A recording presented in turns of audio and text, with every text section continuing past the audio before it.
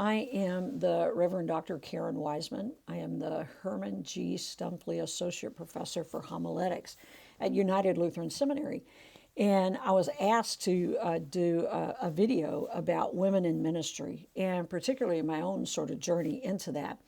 And one of the interesting things is I grew up in Texas, and I really didn't see a lot of women in ministry, not in the ways that I began feeling called to be a pastor, to preach, to do the sacraments, and all that kind of stuff.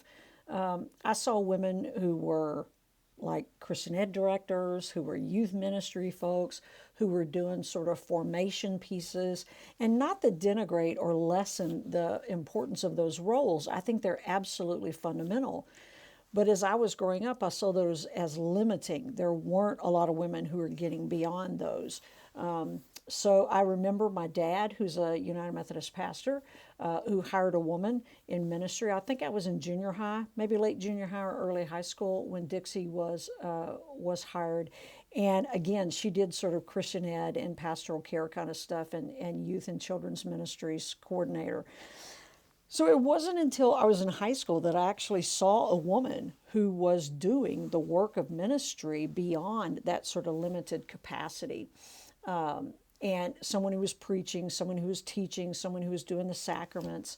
And it was someone who didn't even live in our state. I was a part of the leadership of our annual conference, our sort of synodical gathering of youth. I was the president of that organization. And the wider sort of region had some youth organizing and youth ministry kind of opportunities, and I was elected to go and represent us. And it was there that I met sort of the first woman who was living out that role that I saw, ordination, word and sacrament, sort of ministry. And her name was Pastor Sharon. And it became sort of this light bulb, this epiphany moment for me when I thought, oh, wait, someone can do that. And that's what it looks like. And for me, it was just so powerful. But I still, was sort of, I don't know if I can be in ministry. Will I be accepted for all of who I am? Because I'm not just a woman in ministry, I'm a lesbian woman in ministry. And I couldn't see my way how to do that. And so I thought, I could just hide part of me, and the other part that can't be hidden, I could be a woman in ministry, and we could just see how that was lived out. When I started applying to seminary, I looked at a couple of different programs because I was, by college training, and in my career at that time, I was a secondary school history teacher.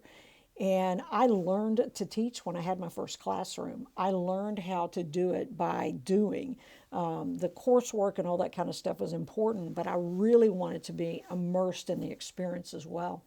And I found a seminary, St. Paul's School of Theology, which actually was the alma mater of Pastor Sharon, who introduced me to what women in ministry could actually look like more fully.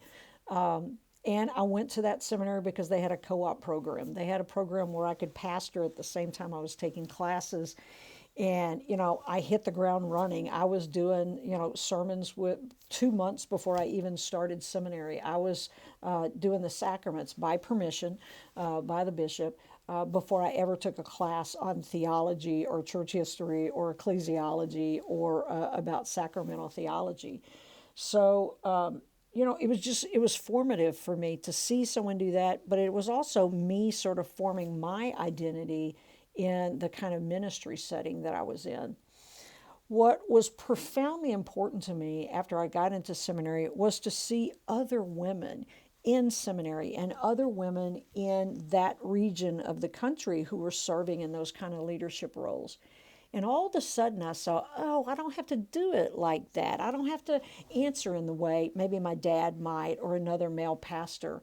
I could really be myself as much as I thought I could. There was still a part of me that was sort of hiding for part of my ministry, but I think all of us sort of hide a little bit. We have this imposter syndrome that we're not good enough, or we're not skilled enough, or we don't have the capacity enough to fulfill this role. And I tell this to my students all the time. I believe to the core of my being that God called us for who we are. not who we might be or who we get molded into, but who we are in that moment. And we may change. Obviously, we're going to change through seminary and through ministry. We're going to be transformed by the people we come in contact with. There's all kinds of nicks and turns and all these kind of stuff that happens in the midst of ministry. But one of the coolest things that I know now is that when women come into the seminary community or begin the process, whether they're going into Word in Service or Word in Sacrament and whatever denomination they're a part of, they have examples. And that's what's so profoundly important to me, that they have examples. And that I get to be one of those is one of the greatest gifts that God has ever given me. It took a generation, right, of folks coming through this for us to begin to have that, that abundance of opportunities to witness other women doing this. And that's what we have to continue to do, is to increase the table, to bring more folks into the ministry, whatever their race, their gender, their sexuality, their gender expression, whatever their abilities or lack of abilities might be, that God calls us to use us, and that can never be the church standing in the way of people doing that. So women in ministry has been an important part of my life, both sort of not having witnesses, not having witnessed that in some ways early on, and now having such an abundant group of women that I look up to who've been in ministry in this next generation of women. What a gift to see women making such a profound impact in the church. And that's what I love. I love when you can live out your call and be yourself, which I can be more than I ever have been able to in the past. So that's my story.